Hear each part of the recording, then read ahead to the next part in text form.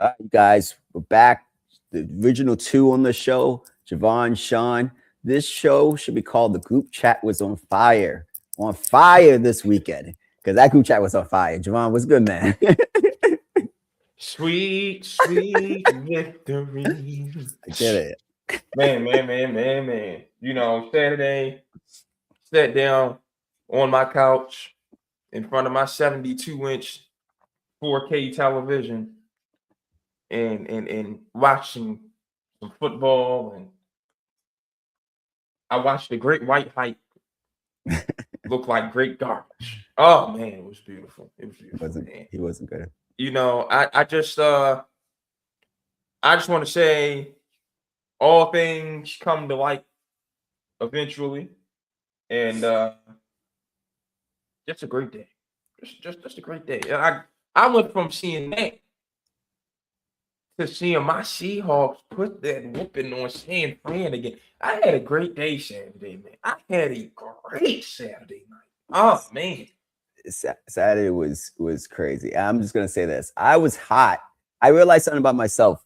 My boy said I was with him watching the game. I hate losing more than I love winning. And I was at this bar, this old school bar, old school Georgia Southern guys watching the game. First time being there.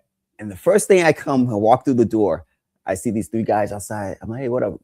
Good afternoon. They were like, don't be coming in here with no Buffalo bullshit. And I'm like, yo, we got 600 on this game, which is true because I that's exactly the first. That's why I knew. I was like, oh, it's gonna be one of these type of places.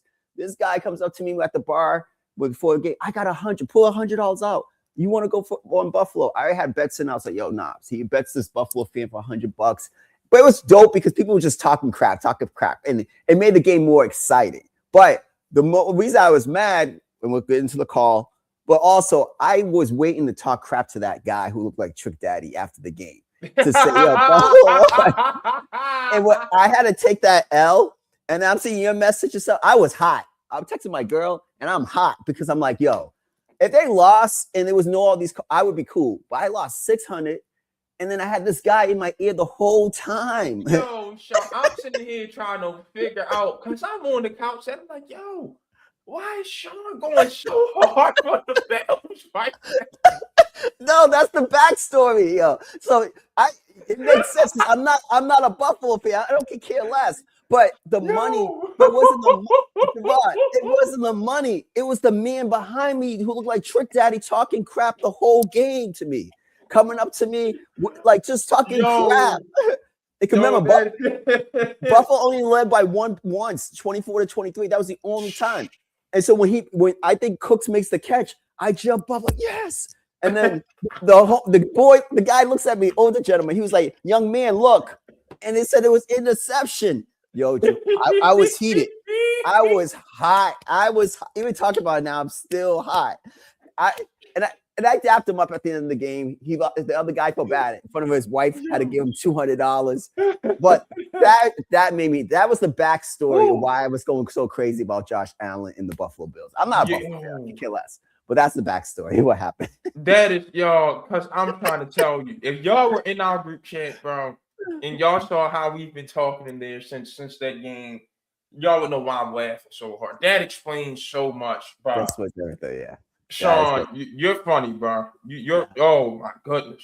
Yeah, that was a tough day. But and I'll let you start because I gotta open this side window real quick. So McDermott got fired, Billy being promoted. The press conference at 10 o'clock. I have to see this. I don't understand it. What's your thoughts? Hold on. Brandon Bean, Sean's over there watching. Sean's been watching Moneyball clearly, saying Billy Bean. But I'm not mad at it. It's the same thing as Harbaugh. Like, and I said, let's go back to Harbaugh in 23. Sean, what did I keep saying that whole season in 2023? Was that the year they lost to Kansas City? Yeah, AFC Championship game. About you just didn't believe him. He didn't call plays. He wasn't a master of not that one. Not that one. When I kept saying John and Jim, because Jim was still at Michigan. Remember, that's the year Michigan won the Natty. Yeah. I said it's never going to be easier than this year for both Yeah, of them yes. to win the chip in their respective sports. Because Kansas City didn't look good at all. At all. Yeah, Yep. Yep. Jim got his. John didn't. Once he didn't, so gotta go. Then last year, once again, Chiefs didn't look great. Buffalo, you already blew out in the regular season. Very beatable. Didn't do it again. That's why he had to go. So McDermott, Sean, let's be honest. This year, it was never going to be easier for an AFC team, maybe not to win the bowl, but to get there. Oh, it was easy. Yes. Yeah. The Josh Allen Invitational. And you were there without Lamar Jackson and the Baltimore Ravens. Without Patrick Mahomes and the Kansas City Chiefs. Sean, I'm going to be honest with you. I'm going to start leaving Joe Burrow and the Bengals out of this because I don't know when's the last time they've been to the playoffs. So that's what we're going to say. You did not have to play Mahomes and the Chiefs. You did not have to play Lamar Jackson and the Ravens, which isn't even an obstacle for Allen for a stat I'm about to raise. Wait, I will have to say this. Burrow did beat him in the postseason, though. True. In Buffalo. But you like, come on, man. You gotta make something shake there, buddy. To my understanding, Josh Allen, outside of the wild card round, has a 2-6 record.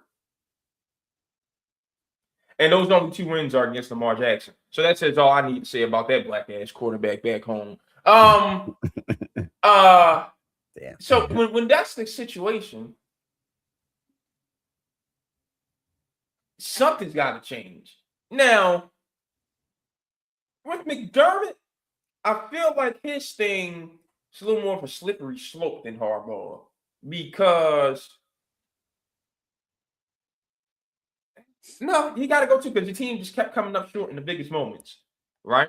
Yeah. Now, some of that was Josh Allen, but you didn't have all these rule changes for you guys just to go 0-7 in overtime still. Like I said, 2-6 outside the wild card round. The Chiefs have your number and you lose in the last minute to them every time you play. Something's got to change. What I don't like is what got him fired in reality, which was him telling Bean and the Pagulas, we don't have the roster. Brandon Bean, that receivers room, same thing Lamar Jackson was working with Willie Snead and them boys. It just ain't going to get it done. No, it's bad. And you keep shuffling guys in and out.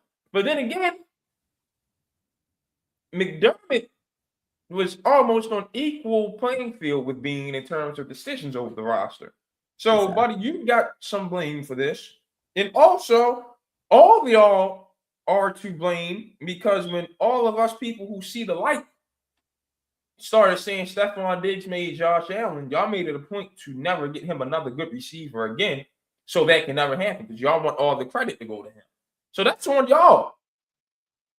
The Bills' issue is you're going to have to accept that you need one of those guys, and you need to accept that Josh Allen doesn't walk on water, doesn't win in overtime, doesn't win outside the wild card round, had the number 1 running back in the league this season with a great O-line, which Dan Orlovsky, you penalized Lamar Jackson for having a good running game last year on the MVP vote. And then you only had 2 things to tweet in this Bills game, and it was about the refs. But you go on McAfee and say, oh, this whole narrative's made up. No, it's not. You're just awful, just like you were as a pro quarterback. So I think promoting Brandon Bean was the solution to the Bills' problems. I think we don't have to worry about them as a Super Bowl contender anytime soon. That's not going to fix anything. I think that might just make things worse. I do think this, right? So Sean McDermott's expertise, he's been such a head coach for a long time. I forgot he was the defensive coordinator of the Carolina Panthers at one point. His expertise is defense. In the postseason, that defense has been horrible. I heard a stat 31 points per game in the postseason or something like that. Like that's one. Two, he did have a say in personnel because he was hired before Bean, and so they won't. Then they both reported to Pagula. So he had a say on personnel. So I'm not defending Sean McDermott. You got to get it done. And there've been close calls this year. There was no excuse not for you to get done, regardless of the roster flaws. There was no excuse you couldn't get it done. And regardless of how mad I was about it on Saturday, because I'm kind of over it now, is that they didn't play good in the big moments, and there was 5 turnovers that led to 20-something points, and that was the game right there. So that's not just a talent. I don't think that's a talent thing. That's lack of discipline, lack of culture. We see what a team with discipline in New England for all those years, or even the Indianapolis, the Alabamas. You need a team that's disciplined. They did not have the level of discipline. And because that Trey White flag was a flag. That was one of interference. If you want to know what wasn't a pass interference, it was that call he had in a Ravens jersey last year in Buffalo in the playoffs. That was nowhere near PI that he got called for. This one actually was PI. You know what I'm saying? You're talking about the penalties. I want to touch on this because I think the only thing the refs missed was the PI on Denver in the end zone. I would call that one. Yeah, the rest of them, the refs had correct, if you ask me, including the interception. I feel sorry for Josh. I have so much sympathy for him. The refs did their job, and he played bad. Where was this sympathy for the Ravens last year against the Bills? Where's this sympathy? We talking about that interception. Where was this sympathy for the Ravens when this year Teddy Buchanan had the same exact play against Aaron Rodgers on the deflected pass, and they both came down with it, and Teddy came with the ball, but then they said Rodgers had possession with it. Did anybody have sympathy for the Ravens then, Sean? No. That game was at 1 o'clock on CBS. It was the national game with Nance and Romo. Whole world saw it. Last year, Ravens Steelers again, first time they played. And once again, for first place in the division. Once again, 1 o'clock on CBS with the whole country watching. It was, I want to say, Peyton Wilson on Jeremy Hill, wheel route. Same thing. Both players go up for it, come down, and Wilson snatches out of Hill's hands. Where was the sympathy for the Ravens then? Where's the consistency? Where is the consistency? What is all this Josh Allen? When I tell you Josh Allen is why I understand why to this day, Sean, to this day, my 74-year-old granddad hates on Larry Bird. I understand. Josh Allen and Caitlin Clark make me understand why he hates on Larry Bird. I will never in life get into a Larry Bird argument with my granddad and his cousins and his homeboys ever again, because I understand it now, bro. I really do. The other thing is about, because I've seen the whole photo on Instagram, and it's about Orlovsky. And this is what I would say about that. The head-to-head matchup matters to me, and Josh has beaten Lamar. And so at the end of the day, I'm not making it about. But also, let's get to this though. Go ahead. Lamar's defense won't force turnovers in the playoffs for some reason. In his whole career, that defense has forced 2 turnovers in the playoffs, Sean. Josh just gives him turnovers. But he's turning it over too. Yeah, he's turning it over either. But the problem is this, that what I mean about the head-to-head. Yeah, Josh has turned the football over. He was bad. But he played good against Kansas City last year. He's played better games than Lamar in postseason. I'm talking about the sympathy factor. Where's the sympathy coming from? No, I don't even think. I look at it this way. First of all, last year, I remember the second half. I thought Lamar played the best half of football I've seen him in a long time against Buffalo. They should have won that game. But remember, Mark Andrews. That's why I don't feel bad for them. Mark Andrews dropped the football. Even for Buffalo. That's my thing. Let that happen to the Bills on Sunday. Oh, I feel so awful for Josh Allen. And that guy needs to be gone next year. If that was Dalton Kincaid who dropped it. Am I wrong? No. Again, Josh is the face. Where was that for L Boogie last year and claiming for Mark Andrews to be gone? I'm not talking about you. I'm talking about the national media as a whole. I get it, but this is the thing. We got to just call what a spade is. I'm going to say it. Let's call a spade a spade. Spade is spade. Why Josh gets more? That's the great white pipe. He's a great white hope. I've told him Absolutely. the best in the world. What has He's he done to get that title over Patrick Mahomes? no, Mahomes is still the best, and I said that in the group chat. You ain't watching ESPN this week, then clearly he ain't. Yeah, All month I've been hearing Josh Allen, best in the world, best in the year. Mike Greenberg said that's the best quarterback he's seen in the last 50 years. Yeah, over Tom Brady. What? I would say this. When you say this about Josh, is he's the good-looking guy with the beautiful wife. He's the great white hope. And I understand. Business-wise, they're gonna put it. Are you gonna promote Wimby or are you gonna promote Anthony Edwards? You're gonna promote Wimby. I love Lamar. Lamar comes on those press conferences wearing a shiesty with grills. Come on, let's present yourself, bro. Yeah, I don't like the shiesty thing. I don't understand why he does that. Yeah, be professional. I do not understand why he does that. And I understand when I see that, I'm like, I understand why all these commercial stuff. I'm not saying not be who you are, but a shiesty after it doesn't make sense. Yeah, come on. Let's stop talking about some. Man, we got to stop discouraging black kids to be who they are. No, you think black kids is starting like they got some damn sense. Yeah, some sense. Like, come on, Michael Jordan was the blueprint for a lot of these guys, and he didn't do that. So you know what I'm saying. So I'm not saying if Lamar wants to wear cornrows, I'm not saying that. But the shiesties, the grill. So I get why Josh gets that push over Lamar. Like that's what it is. It's kind of what it is with that. But for the play, I don't feel bad for Buffalo in this aspect. They punt the football. The Denver Broncos punt the football, and they had a chance to just go get a field goal, and they didn't get it done. So they got to take that on the chin. Why are we not discussing Josh Allen overthrowing the game-winning touchdown? It was the interception was horrible. That interception, I forgot who it was to. It was horrible. And one last thing about Josh, I would say this: you watch a lot of football. Name a great quarterback who hasn't won with elite tight end or elite wide receiver. Won a Super Bowl. Name a quarterback. You can't. I can't. Brady might be the closest one early to his first 3 titles, but he had a really good defense.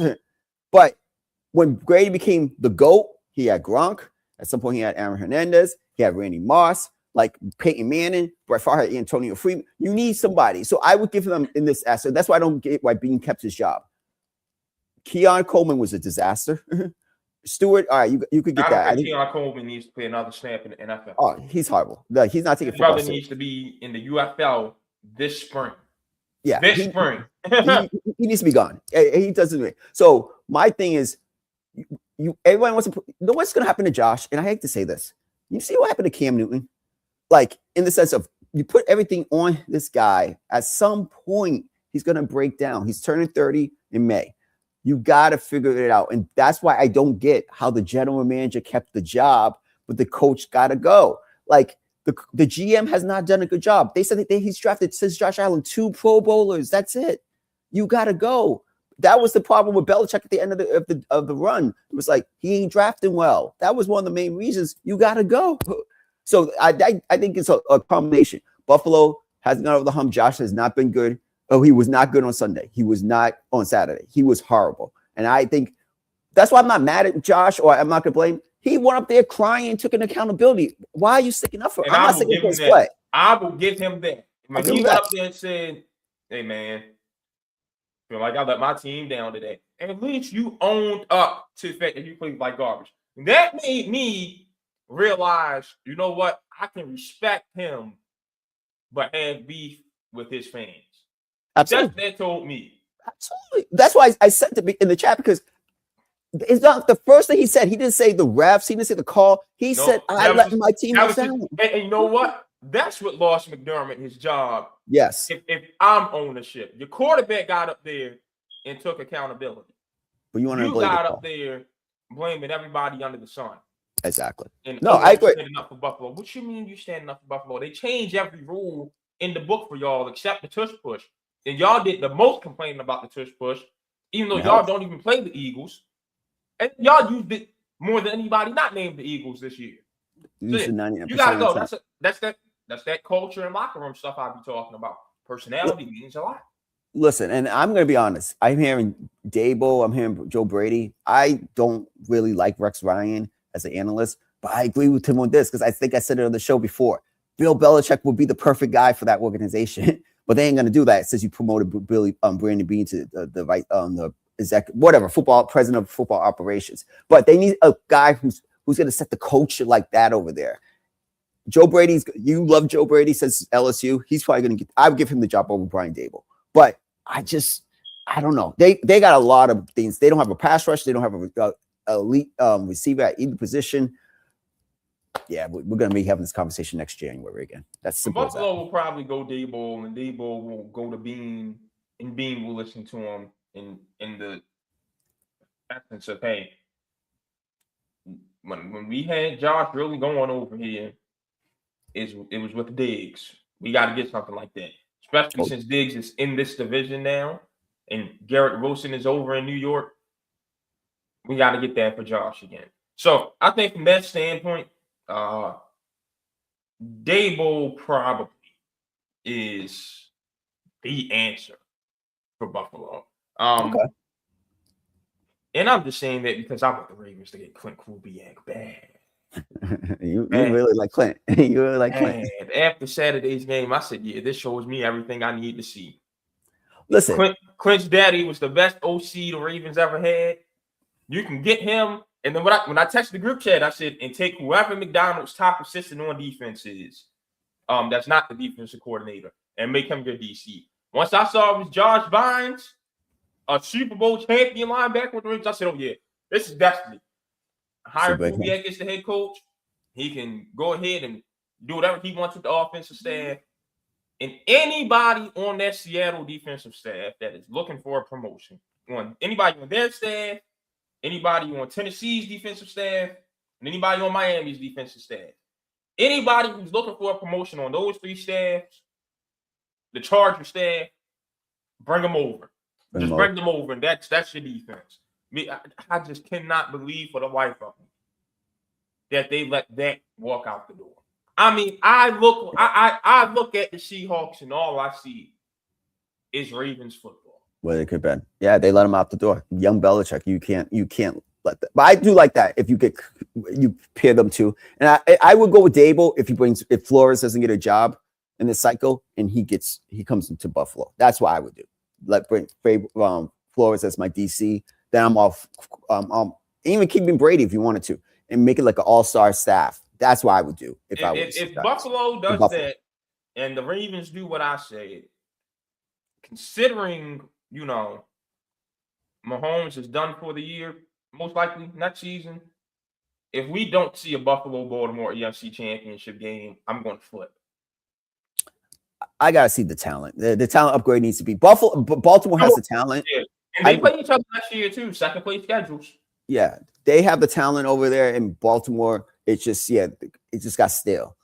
Buffalo. The Ravens, the talent ain't what you think. It's not as good. It's not as good. They need Emory Jones needs to be at left guard. They need to replace Faalele at right guard. They've got to re-sign Linderbaum. They need a number one receiver. They need a whole new defensive line, and they need corners. The one thing is the AFC is wide open. The AFC there's no consistent, no disrespect to Denver and what they're doing or New England, but those teams, I could see them taking steps back next year. You know what I'm saying? Like, I really could. So the AFC is wide open. You just got to make some changes. And Linderbaum, he might go to, they were saying this morning, to the Giants. In the hard part. It's going to be a bidding war.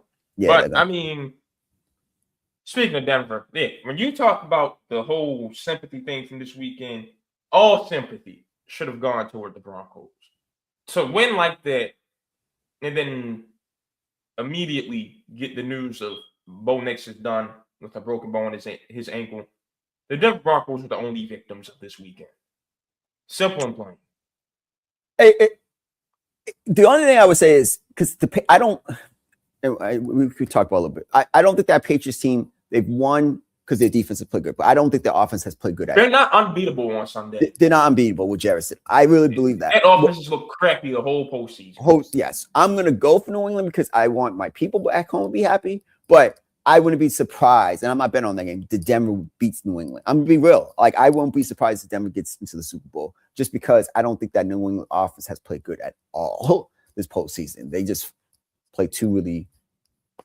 We'll talk about CJ in a second, but they just play. I think the defense has stepped up for the offense. I do feel bad for Denver because when you get to this point as a number one seed and your quarterback's not playing, but I think the matchup helps them that they can at least get to the Super Bowl. And the Super Bowl, that's a whole different story. I don't know about that. We're going to see if Jared Stidham has something in him, but I'm going to be honest with you. It just, right now, it looks like this year's Super Bowl going to be a blowout, regardless of who comes out of the AFC. It looks like this year's Super Bowl is going to be. We're on the same page. I saw that matchup, and I saw that matchup. But even if Buffalo got there, I think it would have been closer. But I don't. The NFC Championship is the Super Bowl. Yeah, that's simple as that. Whoever wins the NFC Championship will be my favorite to win the Super Bowl. No question about that. All right, Sean. Indiana, 16-0. Wow. And wins the first national championship in program history. Entering this season, they had 3 bowl wins all year long. I mean, all in the program history. 3 postseason wins in program history. And they matched they matched those 3 this year. Your thoughts on the Hoosiers, their season national championship game, and your overall takeaways from the 2025 college football season? One of the better seasons I've seen in a while in this sense. Like, there was Indiana proved to be the clear-cut favorite, but throughout the season, we had Ohio State, and then we started some chinks in the armor, and then we had Indiana beat them, and then you had Georgia. I felt like it was a really exciting season. But what I took overall from this season is coaching and culture, and that's what Cincinnati and them brought to Bloomingdale. And I feel like, not saying that we're gonna have Iowa State win a national championship, but it just showed me if you have a fan base behind you, definitely some donors, some guys like Mark Cuban or whatever who's willing to invest. You have coaching, because that Indiana team is one of the first teams I've seen maybe since the Alabama teams or a Belichick team that didn't beat themselves. You had to, like, they didn't beat themselves with turnovers. They were disciplined, all that. And that comes down to coaching, culture. That's why I took away from the season. It's like, oh, that still works in this day and age. And they will never know, because the most successful franchises in sports, Alabama, it's a franchise because it's a money game now in college. And over the last 10, 15, and then New England, Kansas City, like, I think that means something. It starts with the head coaches there. So I'm excited about that. And I'm really happy that we got a new national championship team, because it just opens up the field. And it opened, not the field for the whole, let's be real, because the last 3 national championship teams have come from the Big Ten. So it's still Big Ten, SEC. Those are still the conferences. But you know what's funny? Go ahead. They're actual Big Ten teams. Yes. Not Pac-12 carryovers, not Eastern Seaboard teams. No, they are actual Big Ten programs. Actual. And again, the way he built it, I think you can do it, but you have to have that coaching, because there wasn't a lot of force. What they had no 5 stars. Only 3 players on their team were 4-star recruits coming out of high school. Exactly. So you can do it. It shows you can do it. But the structure, the coaching, the belief, the system, and you got to find a quarterback. We got it. You saying all that, Sean? You skipping out on the biggest factor, and I find it funny. He's got Mark Cuban to be able to pay all his players to stay, because the issues with programs like Indiana in the past was that they find all these gems and develop them, and then, hey, thank you, small school. Now we're going to go ahead and get your guy out the portal. I just saw it happen up in Syracuse. Darryl Gill Jr., who transferred to Ole Miss this weekend. That dude, when I spoke to him toward the end of the season, and he told me you can see 15 in orange next year, he meant that with his whole heart. In the background, I was talking to his agent for probably the whole back half of the season. But he hadn't become Darryl's agent yet. He had been looking at him like, hey, I want this kid. Like, he's telling me I can get this kid some money and at a better program easily. Portal came around, things like the second week of the portal. Spoke to Darryl on a Tuesday, had him at Ole Miss not long after. Yeah. That's how. So without a Mark Cuban, you can't keep You can't keep your Elijah Sarratt. You know what I mean? Yeah, good point. Good point. So you're basically saying this ain't for everybody. It's not going to be the new norm because you can't pay. Not everybody has a Mark Cuban that's going to be able to help you keep all your good players. Yeah, that's a good point. But I do think also you're right about that. But the coaching did help them a lot. Oh yeah, absolutely. Yeah, because Cinetti and that staff, and they've been together for so long. One of my biggest other takeaways from that is college football is we have to fix something with the portal. I don't like it. And I was player empowerment guy a few years ago with the LeBron Kawhi situation. It's just I'm okay with kids transferring once or twice, but in the middle of seasons, people quitting and all sorts of stuff. It's just bad. And I don't like. I saw something the other day about government involvement. If the NCAA can't do it, they got to get some help. It's just bad, and I don't like it. I just don't think it makes sense you're not building programs. You're not building kids. I look at this and I look at the University of Maryland. Who could have had a Kirk Cincinnati? You tell me what's closer, James Madison to Indiana or James Madison to Maryland? Good point. And who's Indiana's running back again, Sean? I forgot his name, but he's from out that way, right? Roman Hemby, yeah, a Turk. That Loxley pushed out last off season. I've lost off it in anything relating to University of Maryland athletics. They just can't get out of their own way. But I look at Miami and I say you need a quarterback and a special teams bad. And Cristobal, don't become Dion and just fall in love with the portal. Keep building your guys through the recruiting ranks because you are in Miami. Yes. They produce. You literally don't have to leave the city of Miami to recruit. Between Central and Jackson and Northwestern, come on, you ain't got to leave. You barely have to leave the city of Miami. You barely have to leave South Florida. You barely have to leave the state of Florida. Period. But you might want to get yourself a young quarterback that you develop to eventually take over for 2 or 3 years. You don't want to be relying on the portal every year because you didn't get Sam Levitt. You didn't get Dylan Raiola. And what did I text you once those two made their decisions? I texted y'all on Friday in the group chat. I said, before 11:59 tonight, somebody's losing their quarterback because Miami needs it. And what happened? Darren entered the portal. And so, yeah. That's going to be a dangerous game to play, Miami. Do you think that's I like him, but do you think that's the answer for Miami? I think it can keep them as the best team in the ACC. Didn't you go to conference championship game with them? Yeah, that's Tulane had become the best team in the American with him under center. I don't see why not. But I just don't think that's going to be a formula for success for Miami. They want to keep this thing going. Got to fix that. And then, hey, you got to show me what's the replacements for Macedon Bain going to be in that season. Like, I'm between the issues that team, had and what it's losing. There's no guarantee Miami comes into my preseason top 10. Like they still have their own transfer portal window to navigate because their players are just available to hop in the portal. But we're going to see. And Carson Beck, 6 losses in his whole career, and then of them 4, he lost in the exact same way. Chance to win the game and throwing an interception. That brother just ain't got it. 5th, 6th round. No.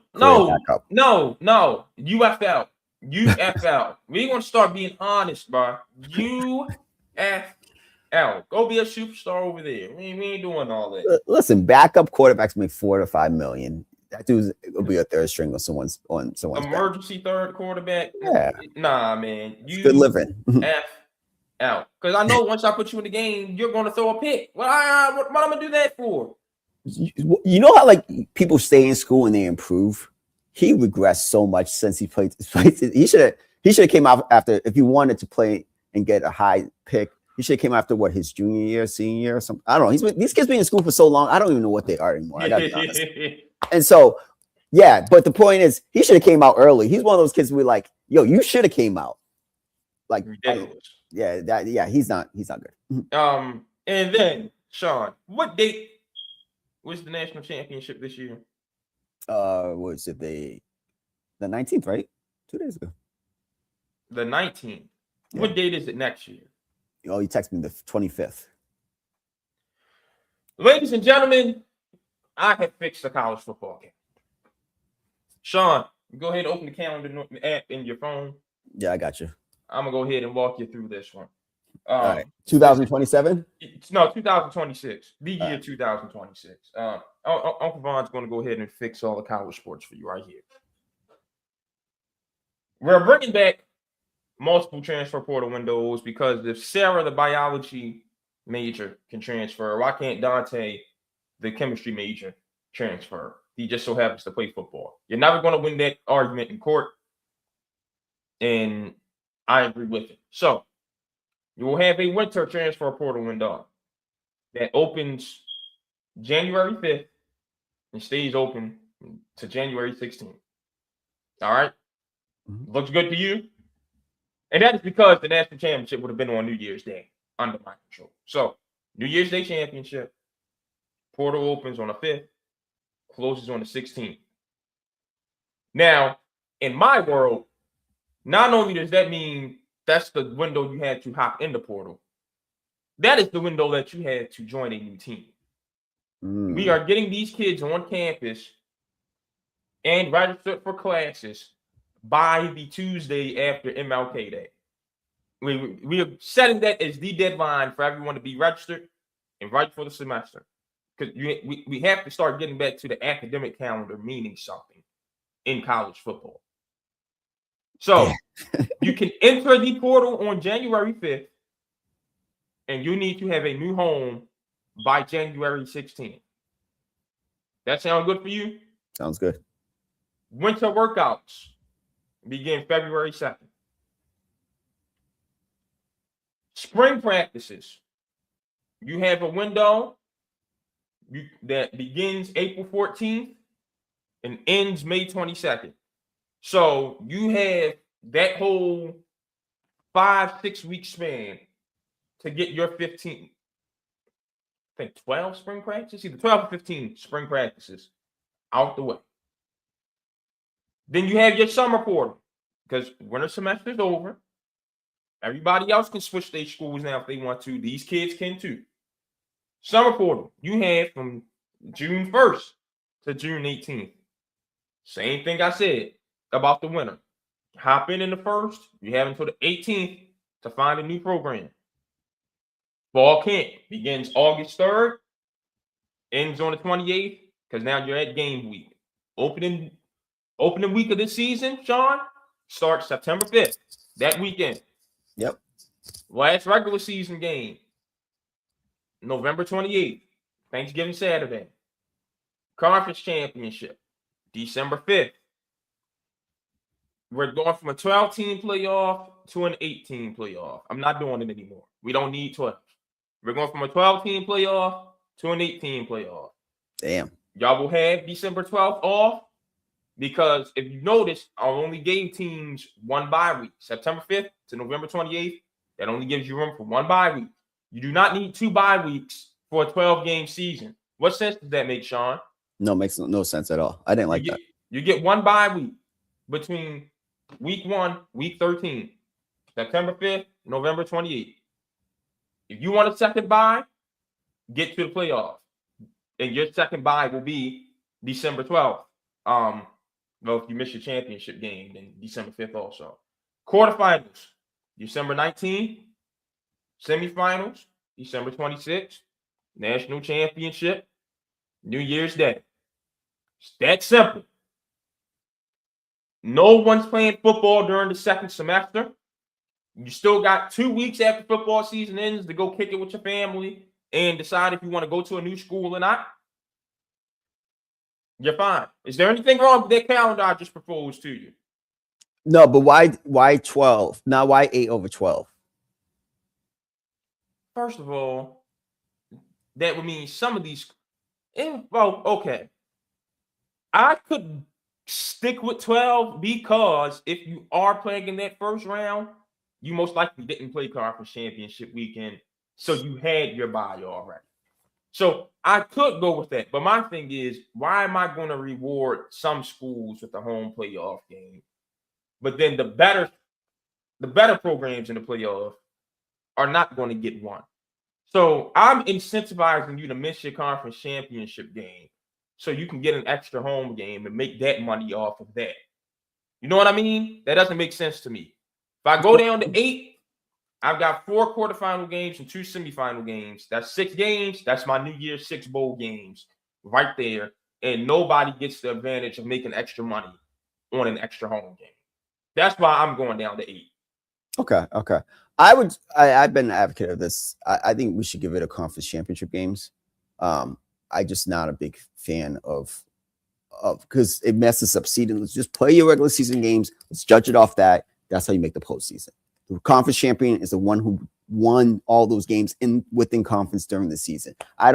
We had what, Duke versus who was the Duke? Bro, that's another thing. I don't like that stuff. Also me saying there are no conferences for more than 14 teams, and we're getting back to regionality. Okay. Also. Okay. Yeah.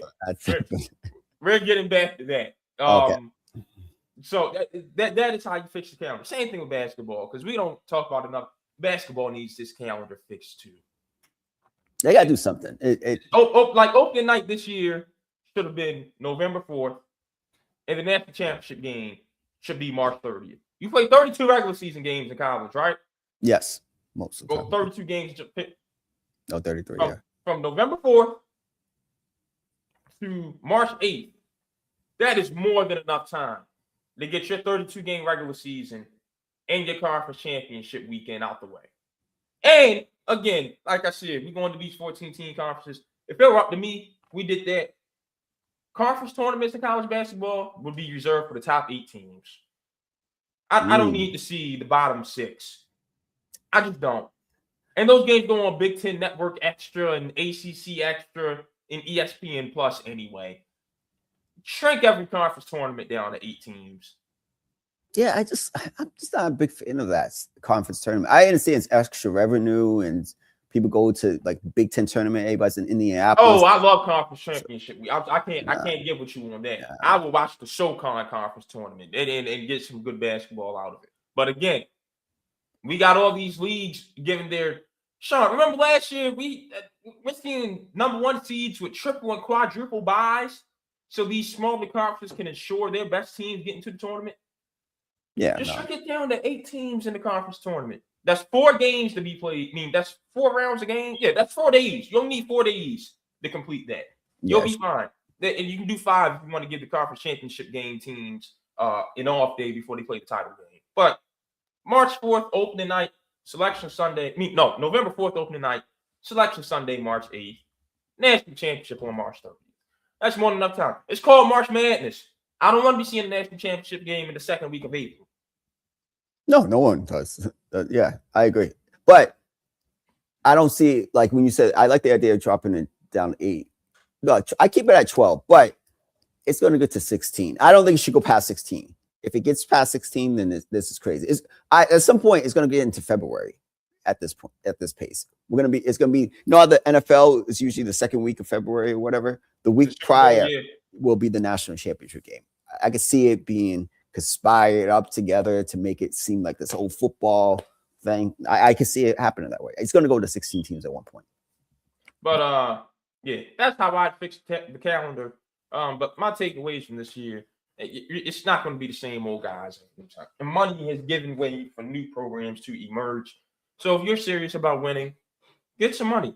I don't want to hear you crying. Texas, all those Texas schools. I love what the coach of ASU, Arizona State, he was completed. One of you big Arizona, Phoenix, give us some money. Because that's the way you're going to compete. If y'all want us to win, pay for us. Pay for us. That's what it's going to come down to. Something like that. All right, Sean, Jimmy Butler has torn his ACL. I fear the Warriors' run is over. It's been over. I heard someone say, I think someone said this, and I thought the same thing. You tear your ACL against the Miami Heat Mm, team you gave up on. mm, Oof, that mm. karma is crazy. Karma is real in life. So now I did hear something yesterday that they're thinking about trading that. They could trade the asset, which is the contract, and give other pieces. But know what the Warriors need to do, man? They got to be like, one thing I respect about Danny Ainge when he went to Paul Pierce and Kevin Garnett and was like, it's over. It's over. Yo, Mike Dunleavy and those boys, they need to go to him. It's over. And you have value for Steph Curry still. Draymond, he still kind of has some level of value to some team. But Yeah, because there's always a sucker. That's the only reason. Because there's always a sucker. That's it. So I'm trading those guys and moving on this offseason. All I'm gonna say is Jonathan Kuminga, make the best of your opportunity. That's crazy. The same. It's like the one you're about to divorce, and you have to come right back to her. And oof, if I'm Jonathan Kuminga, I want out. I don't like how you treated me, and you're only using me this now. But they're not good either. True. Good, Kuminga. True. And Dunleavy threw a shot at him last night. So there's got to be some demand. You can have a trade demand, but there got to be demand. And that was a real shot, and I really believed that. I was like, I don't really like him as well, remember, you were a restricted free agent last season, and no one offered you a deal. Yeah, I agree with that. That makes sense. But they probably just need each other for this year. But that team needs to figure out how to start the rebuild. And I don't know what they keep, because Steph is still a top 10 player, but they don't have another top 20 player around him. And yeah, it's time. I think it's time. Another one for you is CJ Stroud. Still the answer. Stroud had completed only 20 of his 47 passes in Saturday's loss to New England. No, Sunday's loss, excuse me. And threw 4 interceptions. I don't give up on him, but next year is crucial. You have to pick up the 50 option, or you already did. Oh, you're gonna, because Bryce Young got his picked up, or it's gonna get it picked up. I'll do it, but next year is crucial, and it's determining. It's again supposedly supposed to be a good draft class, whatever the case may be. I got to determine, because I have a lot. I have talent around him. The offensive line could be improved, but I have a legit defense that is not losing a lot of people. I can't keep wasting these years and kind of figuring out, is he the guy or not? He had the first year that was really good. The last couple of years, he's looked below average. I'm giving him one more year. And I'm not saying like he needs to win a Super Bowl or anything. I just need you you got to improve. The last 2 years, you've regressed, and we want to blame the offensive coordinator we got rid of him, well, the offensive line. We could blame all that stuff. But those throws I saw on Sunday were Pop Warner throws, Pop Warner decisions. That's how bad he was on Sunday. And he took accountability too, like Josh Allen. He felt like he let people down, and I respect these guys doing that. But that was bad quarterback play. Some of the worst I've seen in a postseason game. I can't think of one. Maybe Herbert last year against the Texans. That was really bad quarterback play.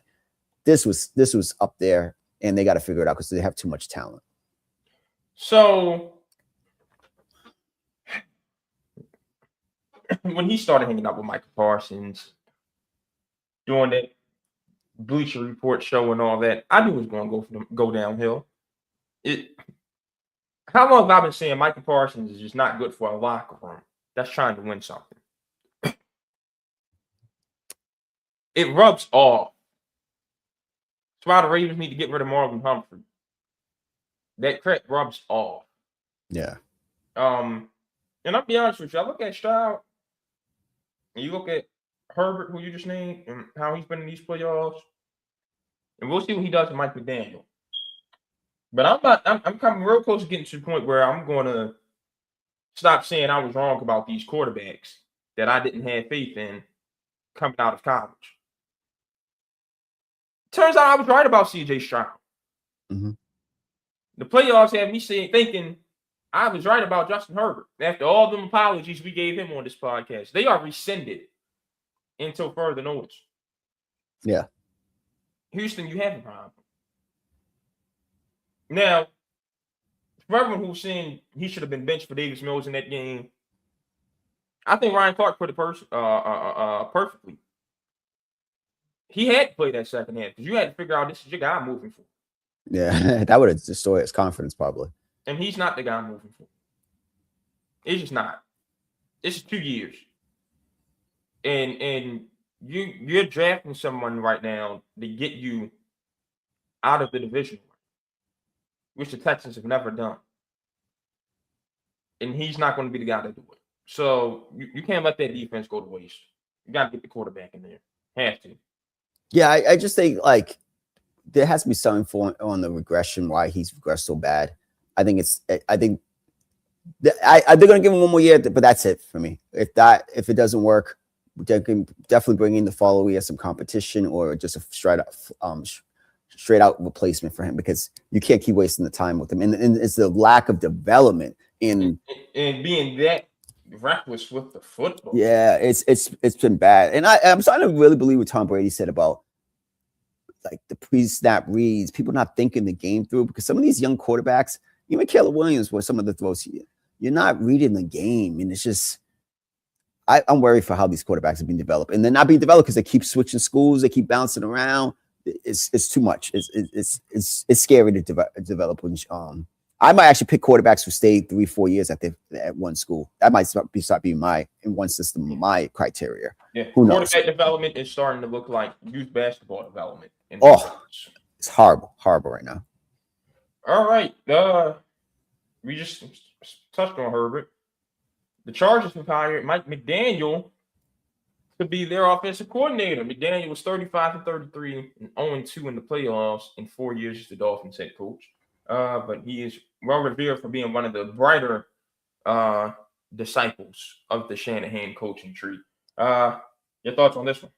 I love it. Surprising because he took himself out of some head coaching jobs, but I thought about it. Do I want to be the head coach of the Cleveland Browns? No disrespect to Shador, to Deshaun Watson, Dylan Gable, but no. Do I? Unless Baltimore is calling me, I'm not interviewing for Buffalo, and I don't want the Arizona job. And maybe I want the Raiders job, but that division, this makes sense to me because in a year or two, he's going to be the hot head coaching candidate again, because he's going to do well with that Chargers, with Herbert and the offensive line. It just makes sense to me. And I'm like, I'd rather live in LA for a couple of years, make $4 or $5 million as offensive coordinator, and I'm still young enough. I'm going to be a head coaching candidate, a high head coaching candidate in a year or two. I love this move.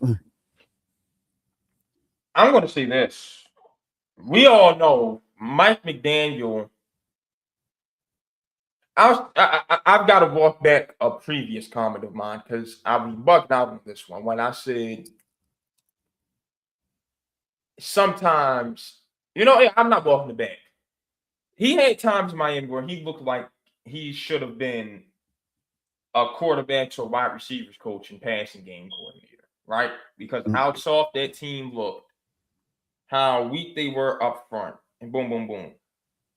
I think this works for him because the Chargers are not built that soft, and Jim Harbaugh is never going to have them built that soft. And yep. We saw this year with Devon Achane that McDaniel can call a running game. I think who he's being paired with as his head coach is what's helping him out here. And that is what makes the Chargers a threat. Now, the O-line has to get healthy and still could use an extra piece. But with his creativity in the passing game and Herbert's arm talent, and with Omarion Hampton over there in the backfield, there's no excuse for that Chargers offense not to have them in a Week 18 showdown with the Broncos for first place in the West. We need to have back-to-back years of the Chargers and Broncos playing each other in the last week of the season. Chargers and Broncos.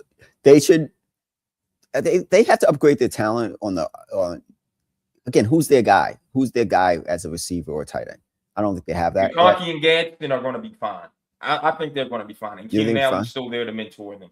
Okay, so I would like another bigger receiver for once Keenan Allen leaves, though. I do agree with you in this aspect. I can't front. This is a great aspect.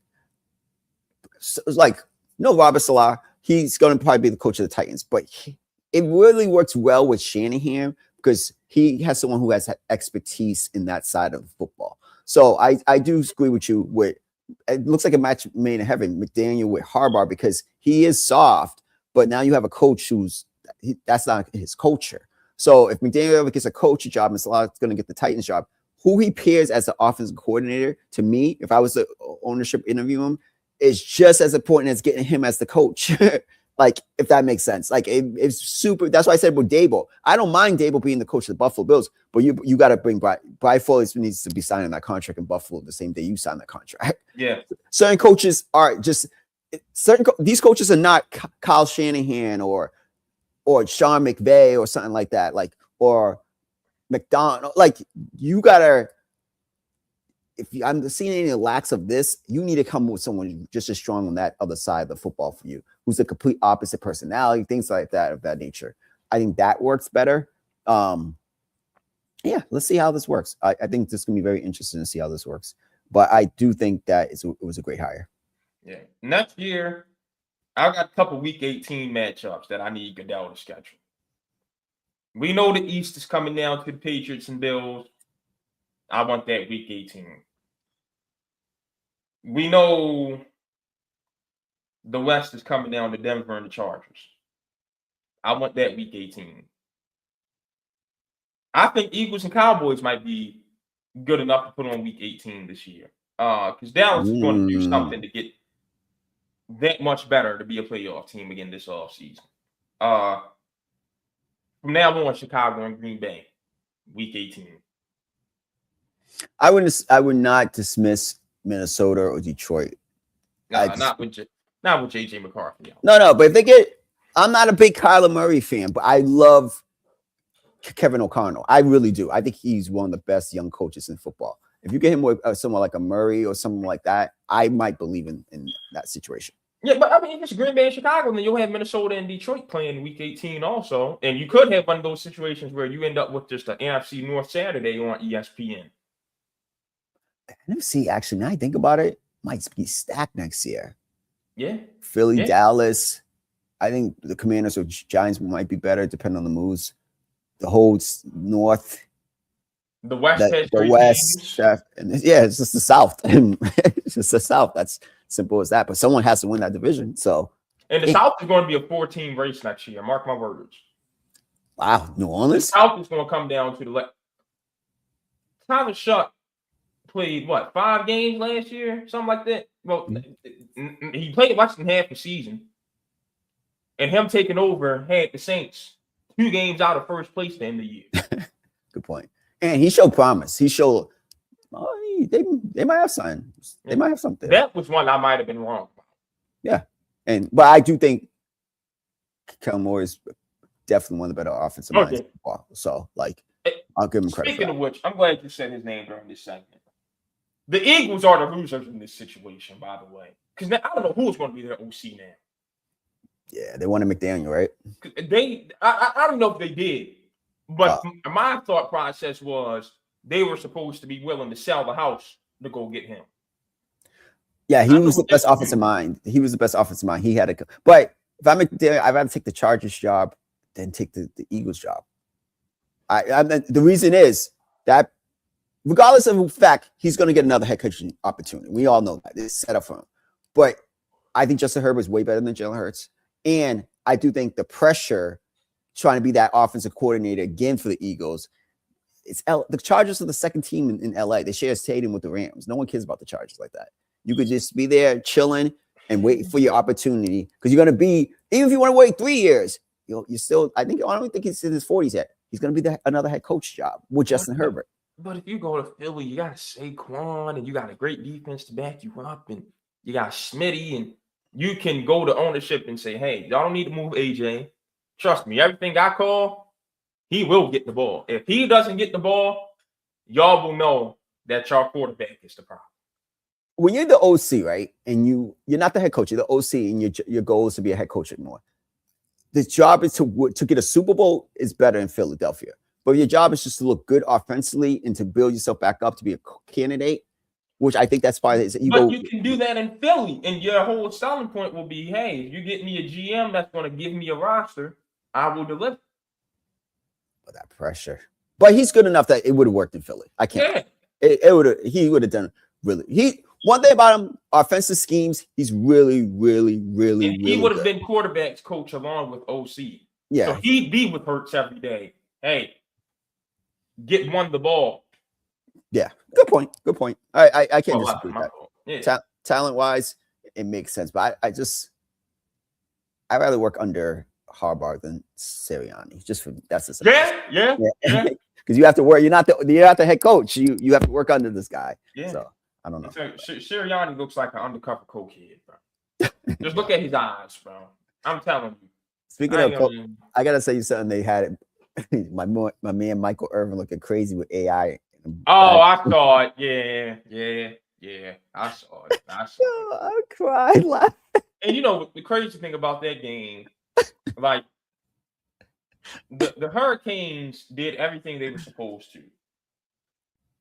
More explosive offense. Had the sacks. Yeah, pressure them. I think they had more rushing. Like they did everything they were supposed to and still lost that game. Carson Beck. I'm still mad at myself. As soon as Indiana scored that last point, I said Beck's going to lose the game on an interception right here. Yeah. And I'm talking about while I was in commercial break, I said it. And he went out there and did it. And I didn't live bet that. That's twice I've done that. Because last year, Oklahoma State had a game where I said that terrible quarterback they had last year was going to throw a pick to lose in the game. And that's exactly what happened. And I could have made $600 off of live betting the interception in that game. I didn't even check Monday night. I know I could have came up again. I'm back on my gambling tip, man. I'm too right up here when it comes to it. I'm back on it this year.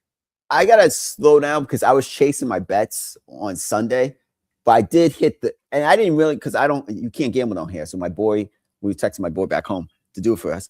But live betting is dope. Yeah. So when the over under for the Patriots game was at 52.5, I was like, nah. The Texans defense is not going to go more points. And it was a slow and CJ can't be as bad as the second half. I hit and I got $180. So it made me happy.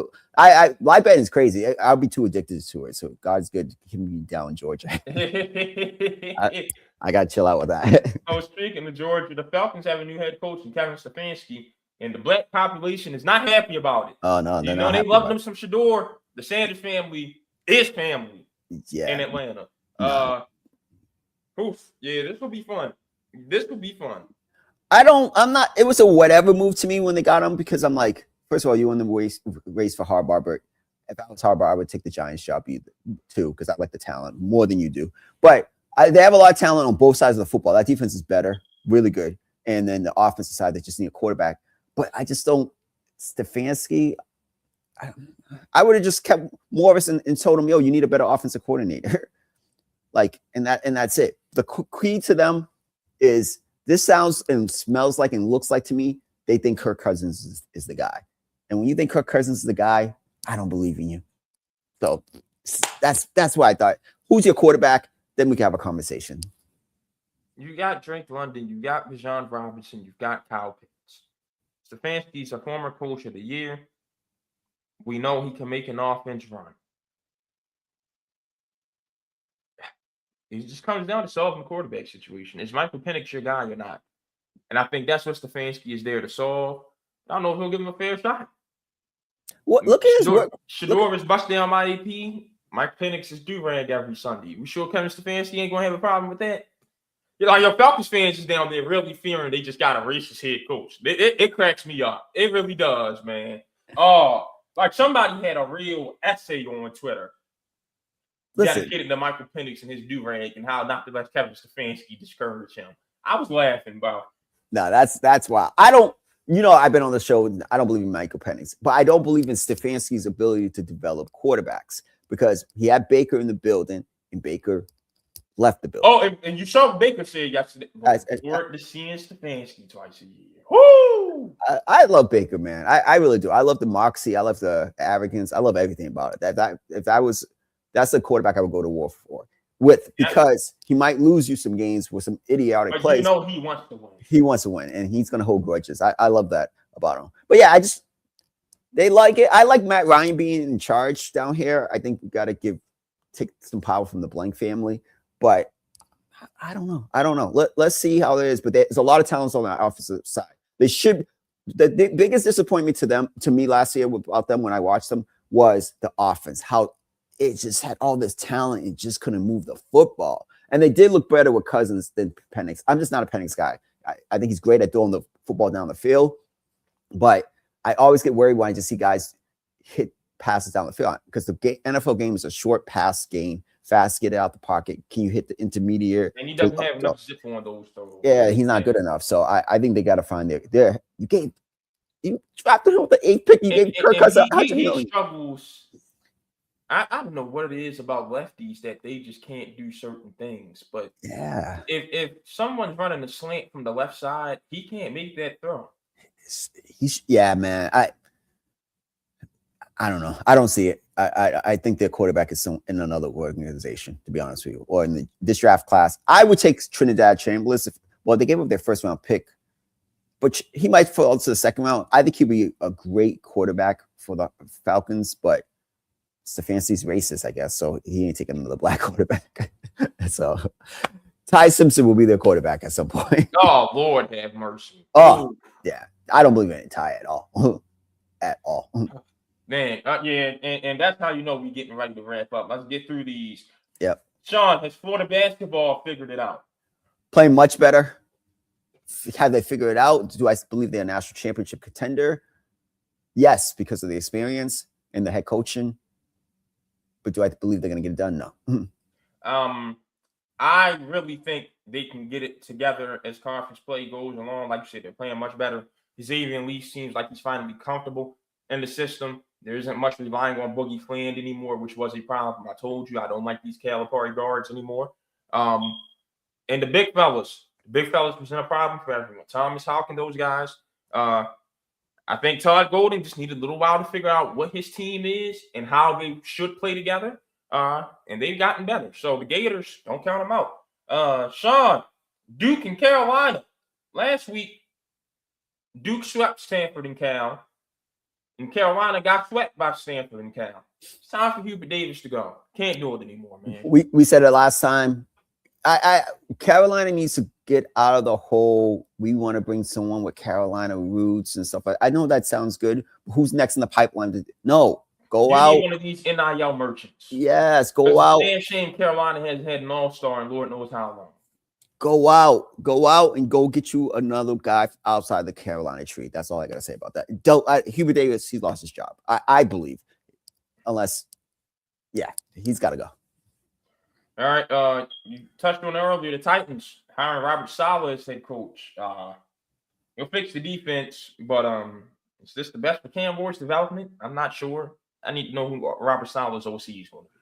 Yeah, that would have been the number one question. Who you bringing as the OC? I do think the guy from the Texans got a raw deal the second year because he came from with Bobby Saleh. Yes, I would put him. I think he did a really good job with CJ the first year, and the offensive line was really bad the second year. So, and I was surprised he got fired. If you bring him there, I wouldn't have a problem with him being the OC for Cam Ward. All right, and the Mets this morning, right before we went on, acquired Luis Robert in exchange for Luis Angel Acuna. Your thoughts on the Mets? I do like Stevens' whole approach this offseason, trying to just switch up the whole vibe and environment of the team. Roberts is cool. I don't think it moves the needle. I don't think it just puts them past the Phillies. I do like Bo Bichette, though, man. I was heartbroken when the Yankees didn't get that kid. I think he looks like a Yankee. He has the toughness. I'm surprised Toronto didn't re-sign him. You wanted to go get Kyle Tucker. I think he's a better player than Kyle Tucker. I think Kyle Tucker's a little overrated a little bit. I'm just going to keep it up. Okay. I'll take both. I like guys who hit for contact. And that was a big hit for Toronto, though. That said you're fine with just making it to the World Series one year. Didn't make sense to me. That made no sense to me. You got to spend money to keep your money and make your money, man. Yeah, and you wanted to go get Kyle Tucker for all this, but Kyle Tucker, I'll be proven wrong this season. He's gonna have a really good year with that talent. But boy, man, he be hurt a lot too. I'm not giving him all that money, but shout out to him. I just like Bichette a lot. I think we've seen two different philosophies from the Mets and the Phillies this season. Phillies pretty much did no spending at the top of the roster, and Dombrowski saying, "Oh, well, we flipped about 25% of the team. So if you think that's us running it back, I don't know what to tell you. You didn't flip much meaningful. The Phillies are done. That window's closed. Yeah, The Mets, it's time for spending money to pay off. Simple and plain. Simple and plain. Yes, but shout out to Bo in this aspect with the Mets. He didn't get any opt-outs, none of that. Well, no, he got 2 opt-outs, but like no deferred money. That's what I mean. Yeah.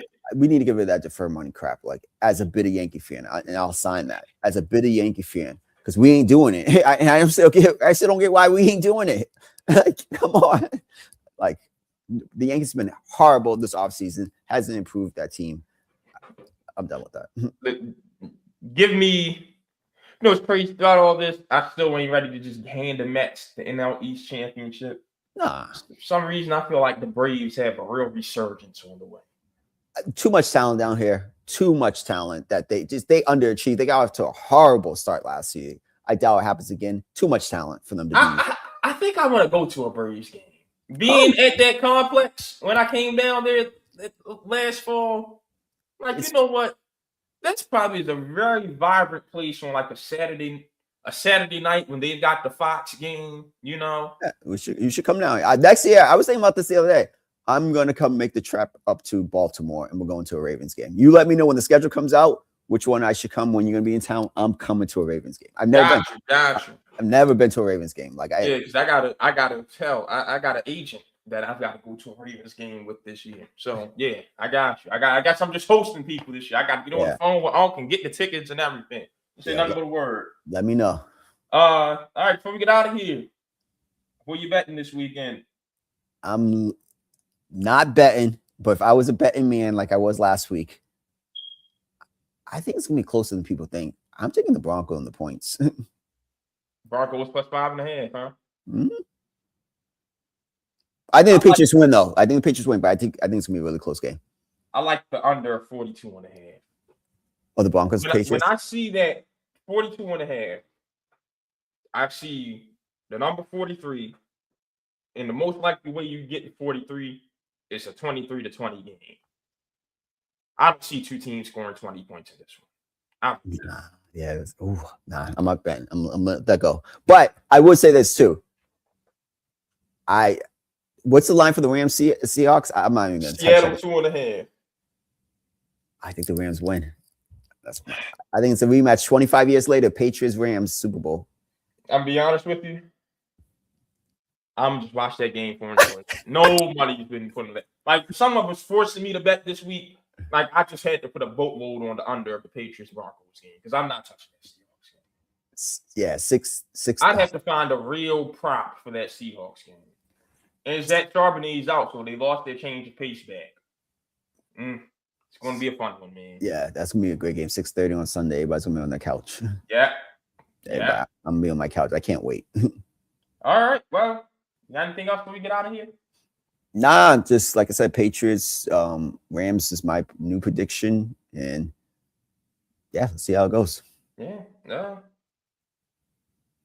I've got nothing except the Hardballs are Trumpers, so can't wait for that to fail. Yeah. Joe Kane, good luck. That's all I got. We out of here. Yeah.